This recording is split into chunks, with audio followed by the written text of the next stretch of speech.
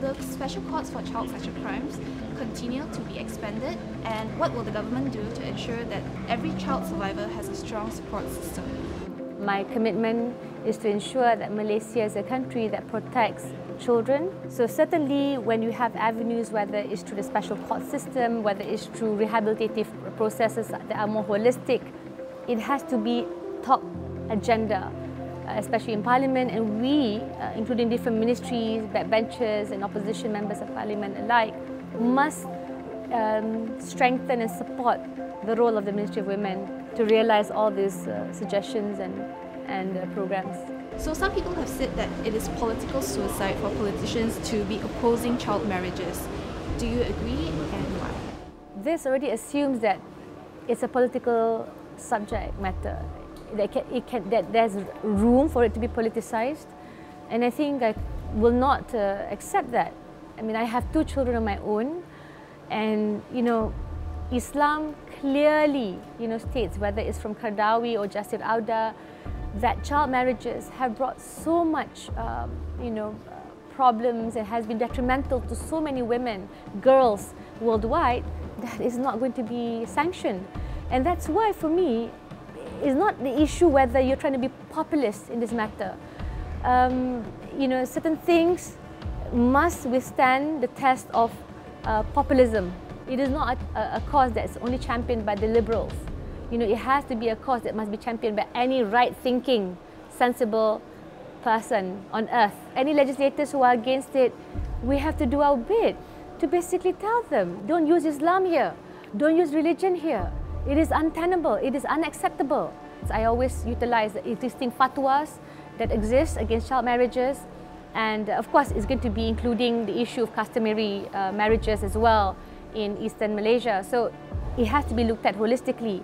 There has to be a lot of political will, because it's not going to be easy to change the laws as is.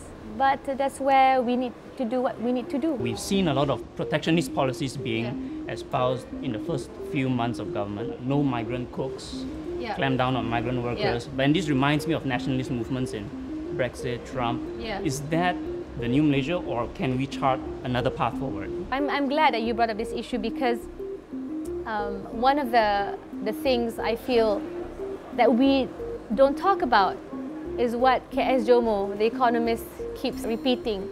Our economic success rests very much on the back and pain of illegal foreign workers. And I think we forget the many foreign workers living in the worst of conditions, building our economy one way or the other. It might not be pleasant, but there will be elements within society that's going to be very, how do I say, not even conservative, but jingoistically conservative. Always very prejudiced against the other, always very selfish in the pursuit of one's own interests. Some of it echoed in the government.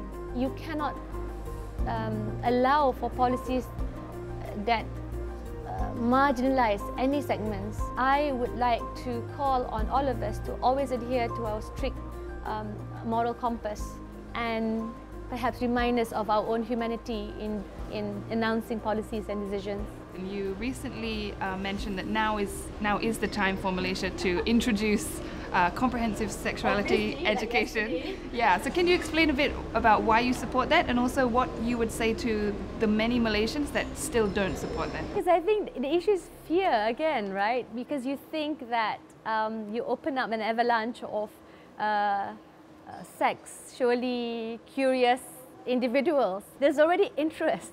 The issue is navigating the interest so that they're aware of the choices that they're making. If you don't start teaching them, you can't assume that the fear of God in any religion is enough to deter.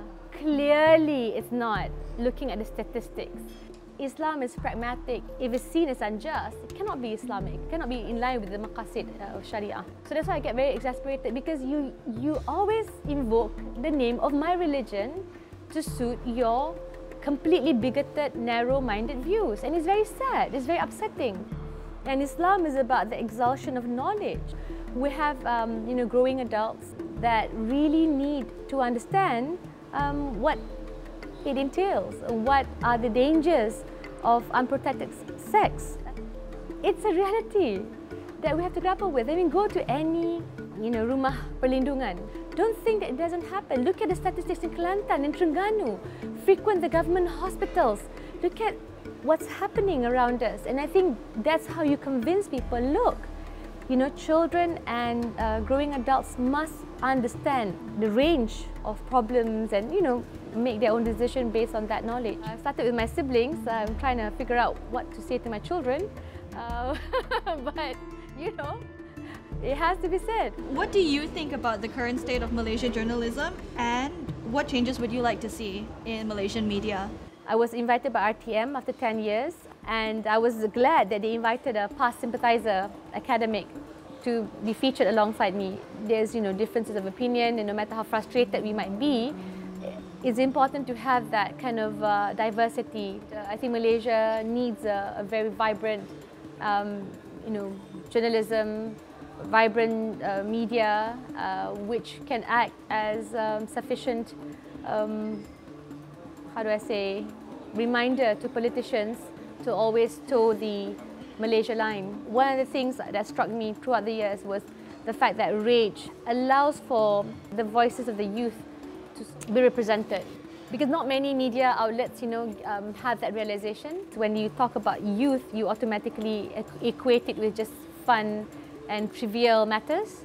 When you chose to address the issue of sexual grooming, child marriages, and that is a testament of what youth rightly believes in.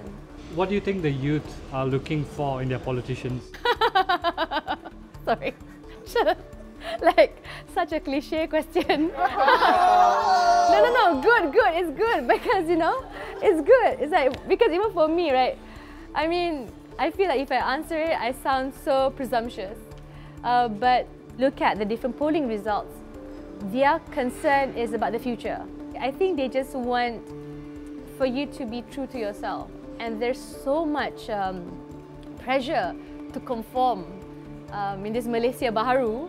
Maybe the best thing is to just always speak the truth and just to, stick to your guns.